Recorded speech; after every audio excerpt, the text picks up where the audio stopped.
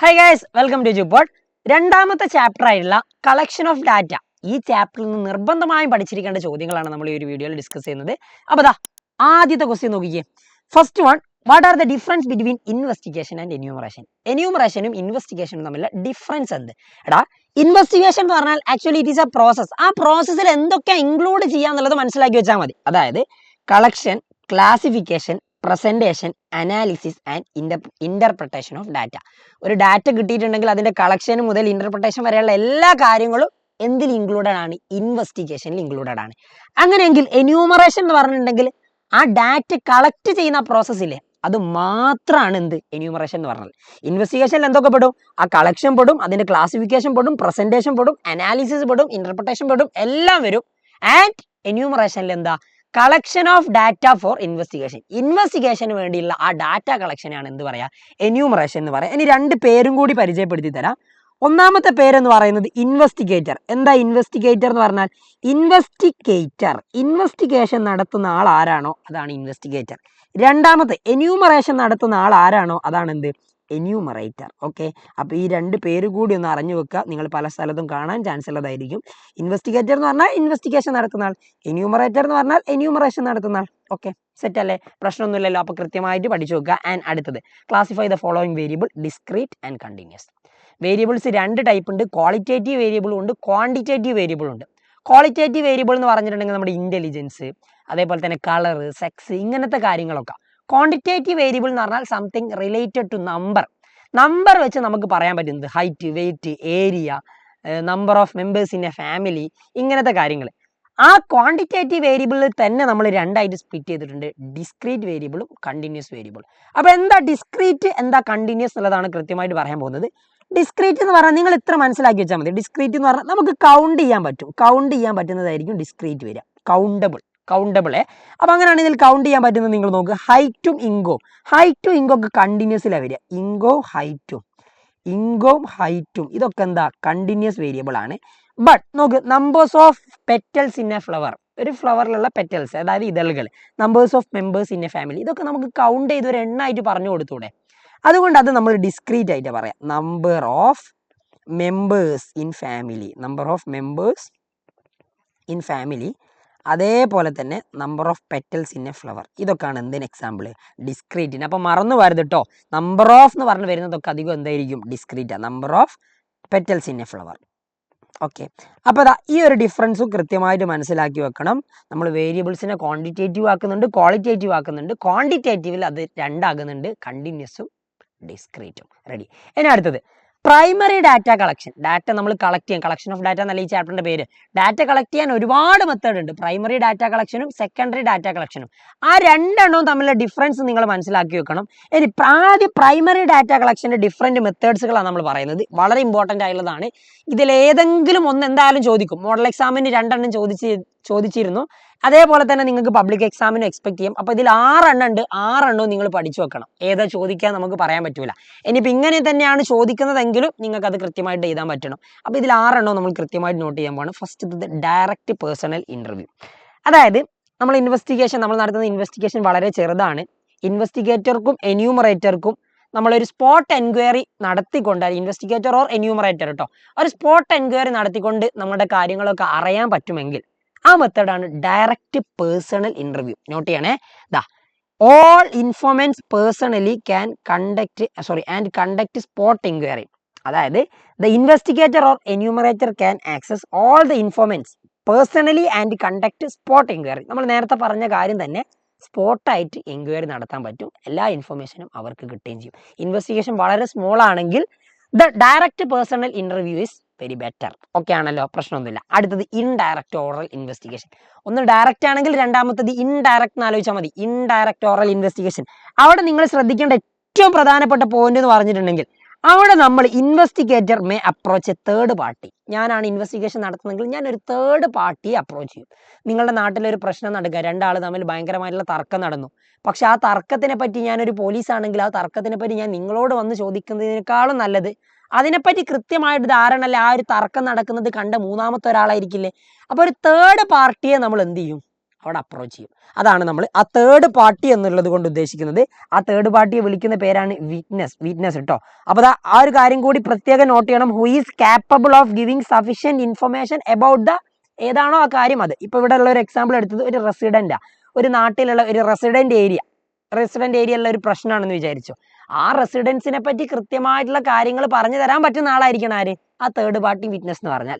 അപ്പോൾ ആ ഒരു കേസിനാണ് നമ്മൾ ഇൻഡയറക്റ്റ് ഓറൽ ഇൻവെസ്റ്റിഗേഷൻ എന്ന് പറയാം.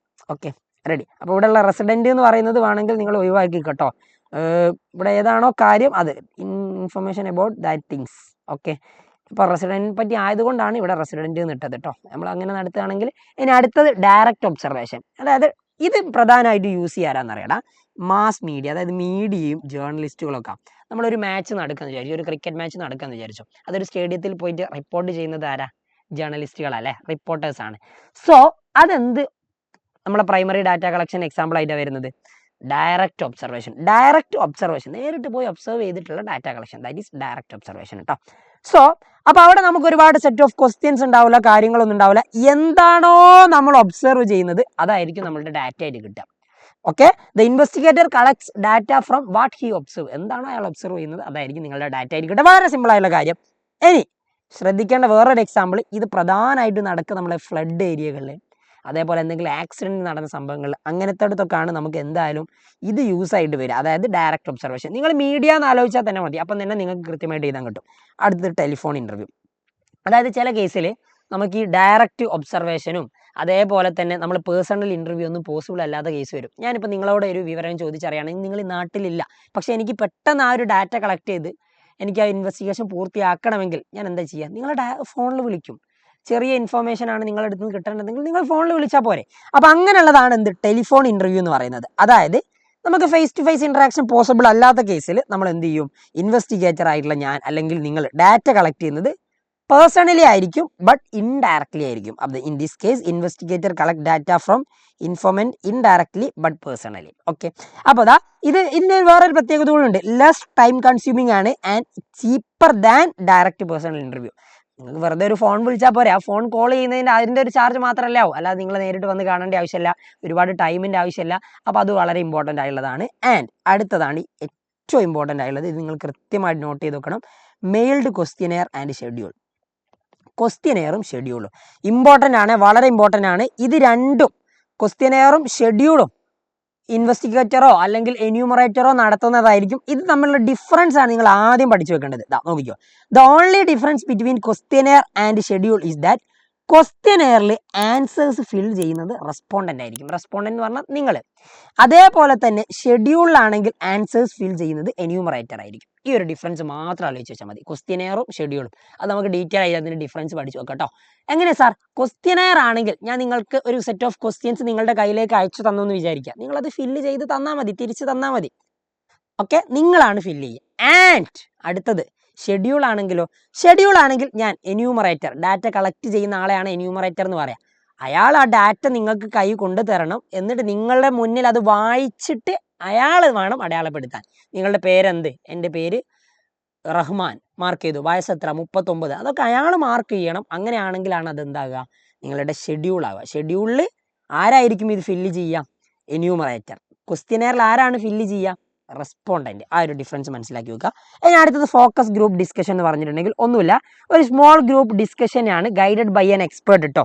ഒരു എക്സ്പേർട്ട് ഗൈഡ് ചെയ്യുന്ന സ്മോൾ ഗ്രൂപ്പ് ഡിസ്കഷൻ. അതെന്തിനാണ് നടത്തുന്നതെന്ന് വെച്ചിട്ടുണ്ടെങ്കിൽ ആ ഡിസ്കഷൻ നടത്തിയിട്ട് കിട്ടുന്ന ഡാറ്റ യൂസ് ചെയ്തുകൊണ്ട് ഫ്യൂച്ചറിൽ അവിടെ എന്തെങ്കിലും ഒരു പരിപാടി നടത്താനോ അല്ലെങ്കിൽ ഒരു ഇവൻറ്റ്സ് അല്ലെങ്കിൽ എന്തെങ്കിലും ഒരു ഫ്യൂച്ചർ പ്ലാൻസിന് വേണ്ടിയിട്ട് നടത്തുന്ന ഡാറ്റ കളക്ഷൻ ആയിരിക്കും. എന്നിട്ട് ഒരു ചെറിയ ഗ്രൂപ്പിന് വെച്ചിട്ടായിരിക്കും എന്ത് ചെയ്യുക? ഒരു എക്സ്പേർട്ട് ആയിട്ടുള്ള ആൾ ഒരു ഡിസ്കഷൻ നടത്തും. That is FGD, focus group discussion കേട്ടോ. അപ്പോൾ അത് നോട്ട് ചെയ്ത് വെക്കണം. FGD എന്ന് പറയുന്ന ടേമും ഭയങ്കര ഇമ്പോർട്ടൻ്റ് ആയിട്ടുള്ളതാണ്. And ready. ഇനി അങ്ങനെയാണ് ക്വസ്റ്റ്യനെയറും ഷെഡ്യൂളും തമ്മിലുള്ള ഡിഫറൻസ് നോക്കിക്കുക, കൃത്യമായിട്ട് ശ്രദ്ധിച്ചോ. ഇത് എക്സാമിന് ചോദിക്കാറുണ്ട്. ക്വസ്റ്റ്യനെയർ എന്ന് പറഞ്ഞാൽ it is often send by post. നിങ്ങൾക്ക് ഞാൻ ആ ക്വസ്റ്റ്യൻസ് നിങ്ങൾ ഫില്ല് ചെയ്യണം, അത് ഞാൻ നിങ്ങൾക്ക് പോസിറ്റീവായി അയച്ചു തന്നാൽ മതി, അല്ലെങ്കിൽ എങ്ങനെയെങ്കിലും നിങ്ങളുടെ കയ്യിലേക്ക് എത്തിച്ചാൽ മതി. ബട്ട് ഷെഡ്യൂൾ എന്ന് പറഞ്ഞാൽ എന്യൂമറേറ്റർ അത് കൊണ്ടുപോയിട്ട് പേഴ്സണലി ഇൻഫോർമൻറ്റിനെ കൊടുത്തിട്ട് വേണം അത് കാണിച്ചിട്ട് ഇൻഫർമേഷൻ ഒക്കെ പറഞ്ഞു കൊടുത്തിട്ട് വേണം അത് ഫില്ല് ചെയ്യാൻ. ആൻഡ് അടുത്തത് answers are filled by respondent. റെസ്പോണ്ടന്റിനാണ് ആൻസർ ഫില്ല് ചെയ്യുക. ഇതിൽ എന്യൂമറേറ്റർ ഫില്ല് ചെയ്യണം. ഇതിൽ ഷെഡ്യൂളിൽ informant are to be literate. Questionnaire ചെയ്യുന്ന ഇൻഫോർമെന്റ് എപ്പോഴും എന്തായിരിക്കണം? ലിറ്ററേറ്റ് ആയിരിക്കണം. ലിറ്ററേറ്റ് എന്ന് പറഞ്ഞാൽ വിവരവും വിദ്യാഭ്യാസം ഉണ്ടായിരിക്കണം. അല്ലെങ്കിൽ കാര്യമുണ്ടോ? ഇല്ല. ഒന്നും അറിഞ്ഞൂടാത്ത ഒരാളാണെങ്കിൽ, വായിക്കാനൊന്നും അറിഞ്ഞൂടാത്ത ആളാണെങ്കിൽ നമ്മൾ ക്വസ്റ്റ്യനെയർ ചെയ്തിട്ട് കാര്യമുണ്ടോ? ഇല്ല. ഇവിടെ ഭയങ്കര ലിറ്ററേറ്റ് ആവേണ്ട ആവശ്യമില്ല. കാരണം എന്യൂമറേറ്റർ ആണ് ക്വസ്റ്റ്യൻസ് വായിച്ചു കൊടുക്കുക, അയാൾ തന്നെയാണ് അത് ഫില്ല് ചെയ്യുക. അടുത്തത് ഇതിന്റെ success depend on the quality of question and sincerity of ഇൻഫോർമെന്റ്. നിങ്ങൾ അത് ഫില്ല് ചെയ്യുന്ന ആള്, റെസ്പോണ്ടന്റ് എന്തെങ്കിലും തെറ്റായിട്ടുള്ള കാര്യങ്ങൾ പറഞ്ഞു തരുന്നതിനനുസരിച്ചാണെങ്കിൽ നമ്മളത് ഫെയിലായില്ലേ? നമ്മൾ ആ ഒരു ക്വസ്റ്റ്യനെയർ കൊണ്ട് നിന്നെ കാര്യമുണ്ടോ? ഇല്ല. അതേപോലെ തന്നെ ക്വസ്റ്റ്യന്റെ ക്വാളിറ്റിയും എന്താണ്? അതിന്റെ സക്സസിന് ഡിപ്പെൻഡ് ചെയ്യും. റെഡി? ഇനി അതേപോലെ തന്നെ ഇതിന്റെ സക്സസിനെ ഡിപ്പെൻഡ് ചെയ്യാൻ honesty and competency of the enumerator. എന്യൂമറേറ്ററിനെ ബേസ് ചെയ്തുകൊണ്ട് ഉണ്ടാവും ഇതിന്റെ സക്സസ്, ഏതിന്റെ? ഷെഡ്യൂളിന്റെ. ഇനി അടുത്തത് ലാസ്റ്റ് ഡിഫറൻസ് എന്ന് പറഞ്ഞാൽ chance of getting incomplete information is more. അയാൾ തന്നെ അയാളുടെ സൗകര്യത്തിനനുസരിച്ച് ഫില്ല് ചെയ്യല്ലേ, അപ്പോൾ ഇൻകംപ്ലീറ്റ് ഇൻഫർമേഷൻ കിട്ടാനുള്ള ചാൻസ് കൂടുതലാണ്. ബട്ട് ഇവിടെ എന്താണ്? ഇൻകംപ്ലീറ്റ് ഇൻഫർമേഷൻ വളരെ ലെസ് ആയിരിക്കും. കാരണം എന്യൂമറേറ്റർ തന്നെയാണ് ഫില്ല് ചെയ്യുക. അപ്പോൾ അതും ആലോചിച്ച് നോക്കാം കേട്ടോ. ഇനി അടുത്തത് പ്രൈമറി സെക്കൻഡറി ഡാറ്റ തമ്മിലുള്ള ഡിഫറൻസ്. അത് വളരെ ഇമ്പോർട്ടൻ്റ് ആണ്. പ്രൈമറി ഡാറ്റ എന്ന് പറഞ്ഞാൽ ഒറിജിനൽ ഇൻ നാച്ചർ, മറ്റേത് എന്തായിരിക്കും? Secondary not original in nature. Primary data എന്ന് പറഞ്ഞാൽ form of raw materials, secondary data എന്ന് പറഞ്ഞാൽ form of finished product. Okay ആണ്. ഇനി primary data collection involves more money and time. നമ്മൾ നേരത്തെ ഒരുപാട് പ്രൈമറി ഡാറ്റ കളക്ഷൻ്റെ മെത്തേഡ് പഠിച്ചു. ആൻഡ് ഇതിന് less time and less money നീഡാണ്. ഇനി അടുത്തത് trained person are required for data collection. ഞാൻ ഒറ്റ എക്സാമ്പിൾ പറഞ്ഞിരുന്നു. നമ്മുടെ ജേർണലിസ്റ്റുകൾ ഒബ്സർവ് ചെയ്യുന്ന ഡാറ്റ എടുക്കുന്നതാണ് അവർ ഡാറ്റ ആയിട്ട് എടുക്കുക, അല്ലെ? എന്താണ് ഒബ്സർവ് ചെയ്യുന്നത്? അത് ഡാറ്റ ആയിട്ട് എടുക്കും. അപ്പൊ അതിന് എന്ത് വേണം? അയാൾ ട്രെയിൻഡ് ആയിരിക്കണം. ബട്ട് സെക്കൻഡറി ഡാറ്റ എന്ന് പറഞ്ഞാൽ ജേർണലിസ്റ്റുകൾ എന്താണോ ഒബ്സർവ് ചെയ്യുന്നത് അവർ തരുന്ന ഡാറ്റ നമ്മൾ പത്രത്തിൽ കൂടിയും ടി വി കൂടിയും അറിയുന്നു. അത് ജസ്റ്റ് കണ്ടാൽ മതി. നമ്മൾ ഇന്ത്യ കളിയിൽ ജയിച്ചു എന്ന് പറയണമെങ്കിൽ ആ ജേർണലിസ്റ്റ് അവിടെ പോയി റിപ്പോർട്ട് ഉണ്ടാക്കണം. ഇന്ത്യ കളിയിൽ ജയിച്ചെന്ന് നമുക്ക് ജസ്റ്റ് ടി വി കൂടെ കണ്ടറിഞ്ഞാൽ മതി. അതിന് നമ്മൾ വലിയ ട്രെയിൻഡ് ആയിട്ടുള്ള ആളാവണമെന്നില്ല. ആ ഒരു ഡിഫറൻസ് മനസ്സിലാക്കി വെക്കട്ടോ. അടുത്തത് primary data after use it become secondary data. ഞാൻ പറഞ്ഞു ജേർണലിസ്റ്റുകൾ കളക്ട് ചെയ്യുന്ന ഡാറ്റ പ്രൈമറി ഡാറ്റ, അത് നിങ്ങൾക്ക് ന്യൂസ് പേപ്പറിലൂടെ ടി വിയിലൂടെ കിട്ടുന്നത് സെക്കൻഡറി ഡാറ്റ ആയിട്ടാ, അല്ലെ? അപ്പൊ പ്രൈമറി ഡാറ്റ എന്തായാലും സെക്കൻഡറി ഡാറ്റയായി മാറും. പക്ഷേ സെക്കൻഡറി ഡാറ്റനെ ഒരിക്കലും തിരിച്ചെന്താക്കാൻ പറ്റൂല? പ്രൈമറി ഡാറ്റ ആക്കാൻ പറ്റൂല. അപ്പൊ ഇത് വളരെ ഇമ്പോർട്ടൻ്റ് ആണ്. അപ്പൊ ഇത് കൃത്യമായിട്ട് പഠിച്ചു നോക്കണം കേട്ടോ. ഡിഫറൻസ് ചോദിക്കാറുണ്ട്. റെഡി? ഇനി എക്സാമ്പിൾ ആണെങ്കിൽ പ്രൈമറി ഡാറ്റയ്ക്ക് എക്സാമ്പിൾ ആണ് നമ്മുടെ പേപ്പറിലേക്ക് കളക്ട് ചെയ്യുന്ന ഡാറ്റ, ന്യൂസ് പേപ്പർ ഉണ്ടാക്കാൻ വേണ്ടി കളക്ട് ചെയ്യുന്ന ന്യൂസസ്. ആൻഡ് നിങ്ങൾ അത് വായിച്ചെടുക്കുന്ന പേപ്പറിൽ നിങ്ങൾ വായിച്ചെടുക്കുന്ന ന്യൂസ് ആണെങ്കിൽ that is an example for secondary data. അപ്പോൾ അത് മനസ്സിലാക്കി വെക്കുക. ഈ what are the important source of secondary data? അങ്ങനെയാണ് സെക്കൻഡറി ഡാറ്റയുടെ ഇമ്പോർട്ടൻറ്റ് സോഴ്സ് എന്തൊക്കെ? Government publications, office records in panchayat and municipalities, survey report of various research organisation. ഇനി survey reports in journal, newspaper and other publication. News പേപ്പറിലുള്ള ഡാറ്റകൾ, newses and website, T V ഒക്കെ വേണമെങ്കിൽ ചെയ്തട്ടോ, ടെലിവിഷൻസിൽ നിന്നൊക്കെ കിട്ടുന്ന data. അപ്പോൾ ഇതൊക്കെ ഒന്ന് ജസ്റ്റ് ആലോചിച്ച് നോക്കണം, കൃത്യമായിട്ട് പഠിച്ചു നോക്കണം. ഇനി ഒരു നല്ല ക്വസ്റ്റ്യനെയർ ആണെന്ന് നമ്മൾ കൺസിഡർ ചെയ്യണമെങ്കിൽ അതിനുണ്ടാവേണ്ട ക്വാളിറ്റീസ്, ഒരുപാട് ക്വാളിറ്റീസ് ഉണ്ട്. ഞാനൊരു 5-6 എണ്ണം ഇവിടെ കാണിച്ചു തരുന്നുള്ളൂ. അപ്പോൾ ഇതും നിങ്ങൾ പഠിച്ചു നോക്കണം. ഒന്ന് യെസ് ഓർ നോ ക്വസ്റ്റ്യൻസും MCQ ക്വസ്റ്റ്യൻസും ഒക്കെ പ്രിഫർ ചെയ്യണം. പേഴ്സണൽ ക്വസ്റ്റ്യൻസ് അവോയ്ഡ് ചെയ്യണം. ഒരു 20 to 25 ക്വസ്റ്റ്യൻസ് മിനിമം വേണം നല്ലൊരു ക്വസ്റ്റ്യനെയർ ആവണമെങ്കിൽ. Question should have a logical order, ഒരു നല്ല ലോജിക്കൽ ഓർഡർ ഉണ്ടായിരിക്കണം. ആൻഡ് സെൽഫ് എക്സ്പ്ലനേറ്ററി ആയിരിക്കണം. ദെൻ ലാസ്റ്റ് വൺ അട്രാക്റ്റീവ് ആയിരിക്കണം. ഇപ്പോൾ ഈ പോയിന്റ് ഒക്കെ ഒന്ന് കൃത്യമായിട്ട് പഠിച്ചു നോക്കുക. What are the points to be consider while preparing a questionnaire? എന്താണ് ഒരു ക്വസ്റ്റ്യനെയർ പ്രിപ്പയർ ചെയ്യുമ്പോൾ നിങ്ങൾ കൺസിഡർ ചെയ്യേണ്ട കാര്യങ്ങൾ എന്നുള്ളത്, അല്ലെങ്കിൽ ഒരു നല്ല ക്വസ്റ്റ്യനെയറിന്റെ ക്വാളിറ്റി, ഇതൊക്കെയാണ് സിമ്പിൾ. ആൻഡ് അടുത്തത് മാച്ച് ദ ഫോളോയിങ്. ഇതൊന്ന് നമുക്ക് മാച്ച് ചെയ്തേക്കാം. സോ നോക്കിക്കേ, മാച്ച് ചെയ്യുകയാണെങ്കിൽ എങ്ങനെ വരാൻ നോക്കാം. Number of vehicles in A school, primary, continuous, schedule, secondary data, discrete variable. Number of vehicles count ചെയ്യാൻ പറ്റുന്നതല്ലേ? അങ്ങനെയാണെങ്കിൽ അത് എന്തിന് എക്സാമ്പിളാ? ഡിസ്ക്രീറ്റ് വേരിയബിൾ ആണ് അല്ലേ? ഇനി അടുത്ത് നോക്കിക്കേ, രണ്ടാമത്തത് ഡാറ്റ കളക്റ്റഡ് ഡയറക്ട്ലി കളക്ട് ചെയ്യുന്ന ഡാറ്റ ആണെങ്കിൽ ദാറ്റ് ഈസ് പ്രൈമറി ഡാറ്റ അല്ലേ? ഇനി അടുത്തത് ഒഫീഷ്യൽ റെക്കോർഡ്സ് ഇൻ പഞ്ചായത്തുകളുണ്ടാകുന്ന ഒഫീഷ്യൽ റെക്കോർഡ്സ് എന്താ? അത് സെക്കൻഡറി ഡാറ്റ.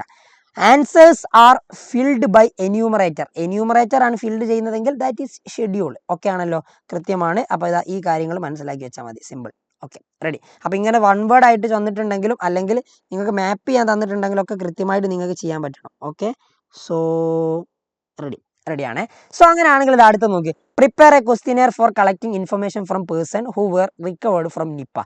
ഇത് നിങ്ങളുടെ മോഡൽ എക്സാമിന് ചോദിച്ച ക്വസ്റ്റ്യൻ ആണ്. നമ്മളിതാ ഈ ഒരു ക്വസ്റ്റ്യനോടും ഡിസ്കസ് ചെയ്താൽ ഈ ചാപ്റ്ററിലെ പ്രധാനപ്പെട്ട കാര്യങ്ങളൊക്കെ ആയിട്ടുണ്ട്. ഇനി പബ്ലിക് എക്സാമിന് ചോദിക്കുകയാണെങ്കിൽ നിപ്പ എന്നായിരിക്കില്ല ചോദിക്കുക, വേറെ എന്തെങ്കിലും ആയിരിക്കും. സോഷ്യൽ മീഡിയ അഡിക്ഷൻ ആയിരിക്കും, അല്ലെങ്കിൽ ഡ്രഗ് യൂസ് ചെയ്യുന്ന ഒരാളെ പറ്റിയുള്ള ഇൻഫർമേഷൻ ആയിരിക്കും, എന്ത് വേണമെങ്കിലും ആകാം. പക്ഷെ മിനിമം നിങ്ങൾ അറിഞ്ഞിരിക്കേണ്ട കാര്യം ഫസ്റ്റ് എന്തായാലും personal information, name, age, gender and അതേപോലെ തന്നെ കോൺടാക്ട് ഇൻഫർമേഷൻ, ഇത് നിങ്ങൾ ആദ്യം എഴുതി വെക്കണം. ഓക്കെ, പിന്നെ ഇതേപോലെ ഇതൊന്നും നിങ്ങൾ ഫില്ല് ചെയ്യണമെന്നില്ല, ഇതൊക്കെ നിങ്ങൾ ജസ്റ്റ് എഴുതി വെച്ചാൽ മതി. അടുത്തത് നിപ്പൻ്റെതായത് കൊണ്ട് ഇതിൽ 2 ഹിൻ്റൊക്കെ തന്നിട്ടുണ്ടായിരുന്നു, അത് മാറിയ ആൾക്കാരുടേതാ. Prepare person who were recovered from നിപ്പയെന്ന് റിക്കവർ ചെയ്ത ആളുടേതായിരുന്നു. അപ്പോൾ ഇങ്ങനെ ഹിൻ്റ് തരികയാണെങ്കിൽ നിങ്ങൾ അതിനനുസരിച്ച് കൃത്യമായിട്ട് പ്ലാൻ ചെയ്ത് കൊടുക്കണം. സോ ഞാൻ വെറുതെ അതിൻ്റെ ഒരു മെഡിക്കൽ ഹിസ്റ്ററി എന്നൊക്കെ പറഞ്ഞ് വേറൊരു സംഭവം ഉണ്ടാക്കി. ഇത് ഞാൻ ഏകദേശം വെറുതെ ഉണ്ടാക്കി വെച്ചതാണ് കേട്ടോ. നിങ്ങൾക്ക് ഇതേപോലെ ഇഷ്ടമുള്ള ക്വസ്റ്റ്യൻസ് ചോദിക്കാം, ഇതിനൊരു പ്രോപ്പർ ആയിട്ടുള്ള ആൻസർ ഇല്ല. നിങ്ങൾ ചെയ്യുന്ന ക്വസ്റ്റ്യൻസ് അല്ലെങ്കിൽ നിങ്ങൾ എഴുതുന്ന ക്വസ്റ്റ്യൻസ് കൃത്യമായിട്ടുള്ള ഒരു ലോജിക്കൽ ഓർഡറിലും ആൻഡ് നിങ്ങൾക്കൊരു ഇൻഫർമേഷൻ കിട്ടാൻ പറ്റുന്ന രീതിയിലും ആയാൽ മതി, വേറെ പ്രശ്നമൊന്നുമില്ല കേട്ടോ. റെഡി. അപ്പോൾ ദാ date of Nipah virus diagnosis, എന്നാണ് നിപ്പ ബാധിച്ചതെന്നുള്ളത്, where you hospitalised due to Nipah virus infection, എവിടെയാണ് ഹോസ്പിറ്റലൈസ് ചെയ്തെന്നുള്ളത്, if yes please provide the duration of the hospitalisation, എത്ര മാസം കിടന്നു എന്നുള്ളത്, അല്ലെങ്കിൽ എത്ര ദിവസം കിടന്നു എന്നുള്ളത്, പിന്നെ എന്തൊക്കെ ലക്ഷണങ്ങൾ ഉണ്ടായിരുന്നു എന്നുള്ളത്, whether any complication during your illness, എന്തെങ്കിലും കോംപ്ലിക്കേഷൻസ് ഉണ്ടായിരുന്നു എന്നുള്ളത്, പിന്നെ നിങ്ങൾ എങ്ങനെയാണ് ഇത് റിക്കവർ ചെയ്തെന്നുള്ളത്, നിങ്ങൾ എന്തൊക്കെ മരുന്നുകളാണ് കുടിച്ചത്, അതൊന്നും ഇതിലില്ല കേട്ടോ. എന്തൊക്കെ മരുന്നുകളാണ് കുടിച്ചത്, നിങ്ങൾ മാറിയതിന് ശേഷം നിങ്ങളത് റിക്കവർ ചെയ്തതിനു ശേഷം എത്ര ദിവസം റെസ്റ്റ് എടുത്തു, അതിനുശേഷം നിങ്ങൾ കഴിച്ച ഫുഡ് എങ്ങനെയാണ്, നിങ്ങൾ ഗവൺമെൻറ്റിൻ്റെ ഭാഗത്തു നിന്ന് എന്തെങ്കിലും ഹെൽപ്പ് കിട്ടിയിട്ടുണ്ടോ, ആരെങ്കിലും നിങ്ങളെ സഹായിക്കാൻ വന്നിട്ടുണ്ടോ, അങ്ങനത്തെ കാര്യങ്ങളൊക്കെ നിങ്ങൾക്ക് ചോദിക്കാം. ഇതിനൊരു പ്രോപ്പർ ആൻസർ ഇല്ല. നിങ്ങൾ ചോദിക്കുന്ന നല്ല ചോദ്യങ്ങളൊക്കെ അതിനുള്ള ക്വസ്റ്റ്യൻസ് ആണ്. അപ്പോൾ അതിന് നിങ്ങൾക്ക് മാർക്ക് കിട്ടും. ഇങ്ങനത്തെ ചോദ്യങ്ങൾ വന്നിട്ടുണ്ടെങ്കിൽ, ക്വസ്റ്റ്യനെയർ പ്രിപ്പയർ ചെയ്യാൻ വന്നിട്ടുണ്ടെങ്കിൽ എന്താണോ സബ്ജക്റ്റ് അത് മനസ്സിലാക്കിയിട്ടുള്ള ചോദ്യങ്ങളായാൽ മതി. റെഡി, സെറ്റാണ്. അപ്പോൾ ഈ ചാപ്റ്ററിൽ നിങ്ങൾ പ്രധാനമായിട്ടും പഠിച്ചിരിക്കേണ്ട ക്വസ്റ്റ്യൻസ് ആണ് നമ്മൾ ഡിസ്കസ് ചെയ്തത്. അപ്പോൾ ഈ ചോദ്യങ്ങളൊക്കെ എന്തായാലും പഠിച്ചിരിക്കുക. അപ്പോൾ വീണ്ടും നമുക്ക് കാണാം. Until then bye bye.